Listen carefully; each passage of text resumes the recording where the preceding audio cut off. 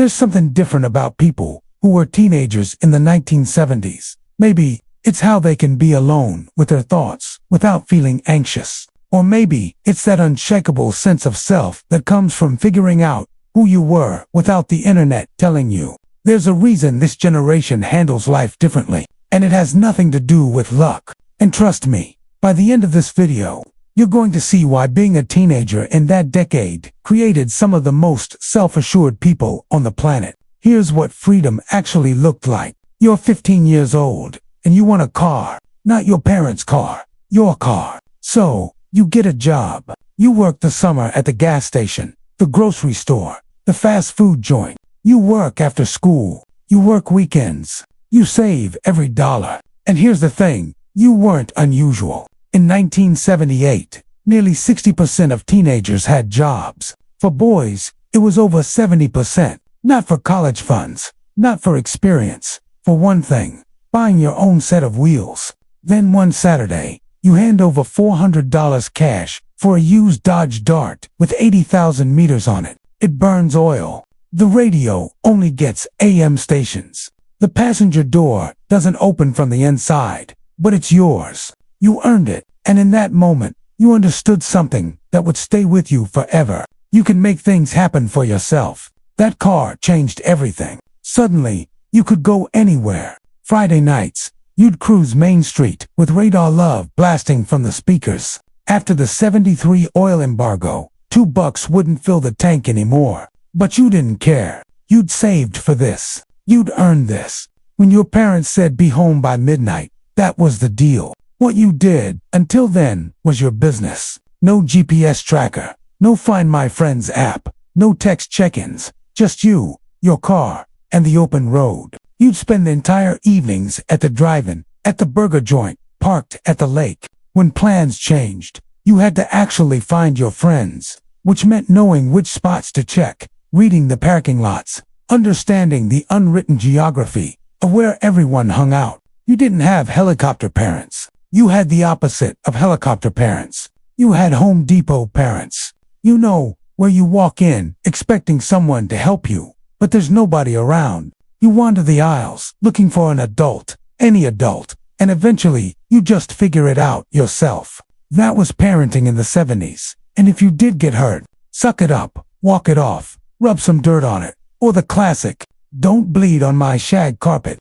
This sounds brutal by today's standards, but it created something unexpected. Teenagers who believed they could handle things, who didn't need to be rescued, who knew deep in their bones that they could work for what they wanted and actually get it. Now, imagine you're cruising through town on a Saturday night, and you spot your ex's car at the burger joint. You learned to read social situations instantly. You knew which hangout spots were neutral territory and which ones belonged to certain groups. You could tell from across a parking lot whether a party was going to be drama or fun. But the real magic, the mall, in the '70s, the mall wasn't just shopping. It was the social hub of teenage existence. You'd meet up with your friends, cruise around the food court, check out the latest fashions, half the time just to try on stuff you had no intention of buying. And then there was the arcade. The flashing lights, the buzzy sounds, Pac-Man, pinball, Space Invaders. Getting a high score felt like pure glory. If you had a handful of tokens, you were set for the day. You learned who was good under pressure, who was a sore loser, who would lend you their last quarter. The arcade was a social laboratory, disguised as entertainment. This wasn't wasting time. This was social intelligence in action. When you're navigating teenage relationships without parents mediating every interaction, you develop an acute awareness of human dynamics. You learn to assess situations independently,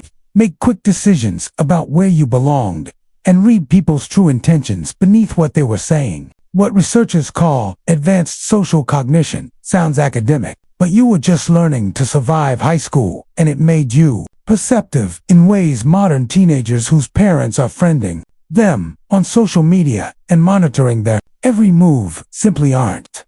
And then there was dating. If you think asking someone out today is nerve-wracking, imagine this. You had to call her house on the family phone, which meant her dad might answer. "Hello, Mr. Johnson, this is Mike. Is Jennifer home?" And then you'd wait, heart pounding, while he decided whether to hand over the phone or interrogate you about your intentions. Your family, your father's occupation. Some dads made you come inside and sit in the living room for a full interview before you could take their daughter anywhere. If you made it past the gatekeeper, you had rules. No calls after 9 p.m. conversations limited to 10 minutes. Because the whole family shared one phone line, and if her little brother picked up the extension to listen in, you just had to deal with it. But let's say she said yes. Now, you had to show up at her door, not honk from the driveway. That was considered unforgivably rude. You walked up, rang the doorbell, made small talk with her parents, and then finally, you could leave together in your car alone. Friday night, you'd take her to the drive-in. You know the one. Rows of cars facing that massive screen, the speaker hooked onto your window, the smell of popcorn drifting from the snack bar. And yes, the drive-in had its own rules. Cars parked with space between them. Ushers with flashlights patrolling the roads. Some parents would quiz their kids about the movie's plot when they got home, just to make sure they'd actually been watching. When things got serious, there were rituals. The boy would give his girlfriend his class ring wrapped in yarn so it would fit her smaller finger. She'd wear his Letterman jacket. ID bracelets were tokens of going steady. These weren't just symbols. They were public declarations visible to everyone at school that you belonged to each other. And breaking up, that meant a formal return of these items, often through friends, to avoid the awkwardness. There was no changing your relationship status online. No subweets, no vague booking, just a letter and jacket handed back in the hallway. And everyone knew this wasn't just romance. It was training in high-stakes social navigation. You learned to read people, to commit, to handle rejection face-to-face, to understand that relationships required effort and presence, not just a string of texts. The people who dated in the 1970s learned that love requires showing up, literally, at her front door. Past her father with a plan and enough gas money to get home by curfew. Fast forward to 3:30 on a Thursday afternoon. School's out, and you head straight to your part-time job at the record store, the pizza place, or the gas station. You clock in, deal with difficult customers, handle the cash register, close-up shop. Your manager isn't your parents' friend. Your coworkers aren't carefully vetted. This is real work, real money, real responsibility. This wasn't resume building. This was survival. Every shift, you proved you could show up, do the work, handle problems without calling your parents, that you were capable, that you could navigate adult spaces and adult expectations. Something got hardwired into these teenagers during those after-school shifts. When things went wrong, they didn't run to their parents to fix it. They figured it out themselves. You messed up. You dealt with the consequences. You wanted something. You earned the money to buy it. This kind of self-reliance became part of your identity. But let's talk about those Friday nights when everyone was busy. You'd call your best friend, actually call them on a line, hoping their parents didn't answer. Stretching that 15 feet curly cord halfway across the house for some privacy, until your mom yanked it back because she needed to make a call. Turns out neither of you had plans anyway, and that was okay. You'd drive around aimlessly, listening to the radio. You'd end up at the diner, nursing a coffee for 2 hours. You'd sit in someone's car in an empty parking lot talking about everything and nothing until you realized it was 2 a.m. Nobody cared if you were bored. Nobody scrambled to entertain you. You just figured it out. You learned that empty time wasn't a crisis. It was an opportunity. Modern teenagers treat unstructured time like a disease that needs immediate treatment with Netflix, Instagram, TikTok. But you sat with it. You let it unfold. And in that space, you discovered yourself. This tolerance for unstructured time extends far beyond teenage boredom. These are people who can sit through dinner without checking their phones, who can drive 4 hours without needing a podcast, who can handle not knowing what's happening in everyone else's life every minute of the day. Here's what's fascinating. Studies show that people who experience regular periods of unstructured social time as teenagers have stronger sense of identity and better emotional regulation as adults. Those aimless nights taught your brain how to be comfortable with yourself. Which brings us to the basement party at someone's house whose parents were out of town. You know the one, the stereo blasting Led Zeppelin or Fleetwood Mac. Everyone crammed into a space that definitely violated fire code. Beer that someone's older brother bought. No social media documentation of who was there or what happened. And yes, sometimes things went wrong. Someone drank too much. A fight broke out. Someone's ex showed up with someone new. But here's what happened.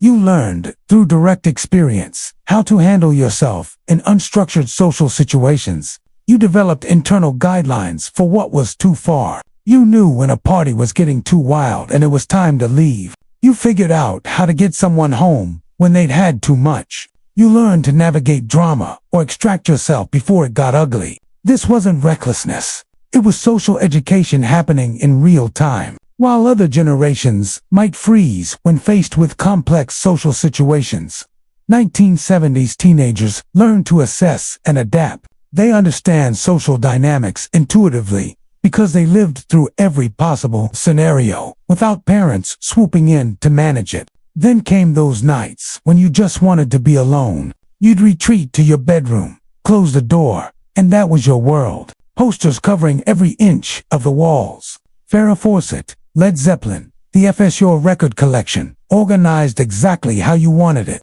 Your journal hidden under your mattress where you wrote things you'd never say out loud. That record collection wasn't just music, it was identity. You'd spend hours at the record store flipping through crates, pulling out albums just to study the cover art, the gatefold sleeves, the liner notes, the way Pink Floyd's Dark Side of the Moon artwork told you something about who you'd be if you bought it. The clerk behind the counter wasn't just an employee, he was a gatekeeper, a guru who could tell you which pressing sounded better and which bands you needed to hear next. You'd save up your money, walk out with one album, and that album would become part of you. You didn't shuffle through 10,000 songs. You committed to 40 minutes of music front to back, reading every word in the liner notes while the needle traced its way through the grooves. You could spend hours alone in that space, and it wasn't lonely. You'd write poetry, song lyrics, letters you'd never send. You'd think about everything, who you were, who you wanted to be, what it all meant. This wasn't isolation. This was identity formation. You learned that you could be alone with your thoughts and survive it. That you didn't need constant input from others to know who you were. That solitude and loneliness were completely different things. The privacy forced on this generation created something powerful. A solid core sense of self. These are people who know who they are, independent of what others think, who don't need social media validation to feel real, who can sit with their own thoughts without anxiety. But that strong sense of self was tested regularly. Your first real heartbreak. Not a crush, but the person you thought you'd be with forever. You're lying on your bedroom floor, listening to the same song on repeat, and you feel like your chest is caving in. But here's the thing. You couldn't immediately blast your ex on social media. Couldn't text 15 friends for instant validation. Couldn't scroll through their photos obsessing over who they were with. Now, you just felt it. You wrote angry letters you never sent. You cried into your pillow. You drove around at midnight with the windows down, feeling every bit of that pain. This wasn't emotional damage. This was emotional processing. You learned that heartbreak wouldn't kill you, that you could feel devastating emotions and come out the other side. That pain was temporary, even when it felt permanent. What psychologists call emotional resilience. The ability to experience difficult emotions without being destroyed by them. Was you surviving your first real heartbreak? Those who were teenagers in the 1970s handle relationship problems differently as adults because they learned young that you can feel everything and still be okay. Now, let's think about what it felt like to wait for something you wanted. Really, wait. You wanted concert tickets. You camped out at the record store overnight with your friends. You wanted to see your boyfriend or girlfriend. You counted down the hours until you'd see them at school. You wanted to know if they liked you back. You waited by the phone hoping they'd call. And then there was the thrill of recording your favorite song off the radio onto a cassette tape. You'd hit record just in time, praying the DJ didn't talk over the intro, praying the station didn't cut to a commercial. You'd listen to that tape on repeat. And if you got a clean recording, no interruptions, no fade-outs, that was a victory. Those homemade mixtapes weren't just music. They were trophies. Every song you captured took you right back to the moment you first pressed record. This rhythm of longing and fulfillment wasn't something your parents taught you. It was just reality, and it created something powerful. The ability to want something intensely and hold that tension. To understand that anticipation was part of the experience, not an obstacle to it. Modern teenagers have instant everything. Instant messages, instant access, instant gratification. But your brain learned a different pattern. That concert felt transcendent specifically because you waited for it, saved for it, talked about it for weeks. That relationship felt intense because you couldn't text them every 5 minutes. That song meant more because you worked to capture it. And here's what researchers have discovered. People who learn to delay gratification as teenagers have more stable relationships, better career success, and higher life satisfaction as adults. The 1970s generation got this training built into their teenage years without even realizing it. But not everything you wanted worked out. Remember when you didn't make the varsity team? When you got rejected from your first choice college? When the person you liked didn't like you back? When you bombed that big test? When you didn't get invited to the party everyone was talking about? Each time you felt that sting, that embarrassment, that sense of failure. But here's what didn't happen. There was no social media pylon, no permanent digital record of your worst moments, no parents calling the school to demand a do-over, no one questioning whether the rejection was fair. You failed, felt terrible about it, and then moved on. This wasn't cruelty, it was reality, teaching you resilience. Psychologists now talk about not just bouncing back from adversity, but growing stronger because of it. For 1970s teenagers, this wasn't a concept. It was just life. You learned that rejection wasn't the end of your story. That failure was information, not identity. That you could survive not getting what you wanted and come back stronger. While other generations might spiral after setbacks, 1970s teenagers developed this internal voice that says, okay, what's next? They treat obstacles as temporary because they learned young that most things that feel devastating eventually fade. And you needed that resilience when navigating teenage friendships. Picture the lunch table, the complex social hierarchies, the shifting alliances, the subtle betrayals. No one was texting screenshots of private conversations. No one was vague booking about drama. No one was counting likes to determine their social worth. When someone said something about you behind your back, you heard it through the grapevine. When friends were fighting, you had to actually talk it through, face to face.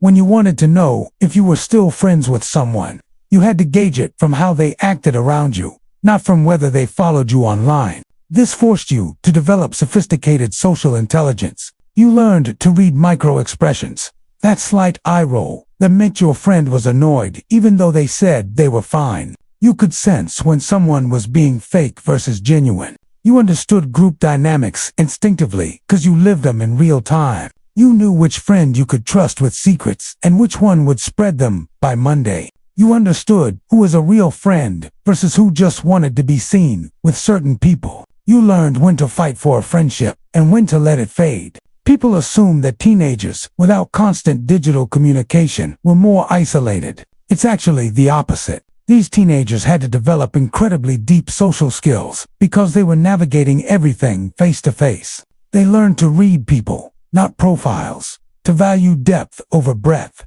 to build real intimacy. And now, decades later, many of these 1970s teenagers look back and realize something. Those years of figuring it out on your own, of making mistakes without the internet recording them forever, of forming your identity in private, those years made you who you are. You learned to trust yourself because you had to. You developed conviction because no one was there to validate every choice. You became comfortable with who you were because you built that self in relative privacy without the constant pressure of performing your identity online. When you look at teenagers now, you see them struggling under the weight of constant visibility, instant feedback, curated perfection, that mistakes aren't disasters when they're not documented forever, that you need space to figure out who you are. Your teenage years weren't perfect, but they gave you something precious, the freedom to become yourself without an audience, the space to make mistakes and learn from them, the time to build an identity that was truly yours. These individuals carry within them something that's becoming increasingly rare in our hyper-connected, oversharing world. An unshakable sense of self that comes from figuring out who you were without constant input. They're living proof that maybe, just maybe, the best teenage years are the ones spent off. They learned that you don't need an audience to know who you are, that the deepest connections happen face to face.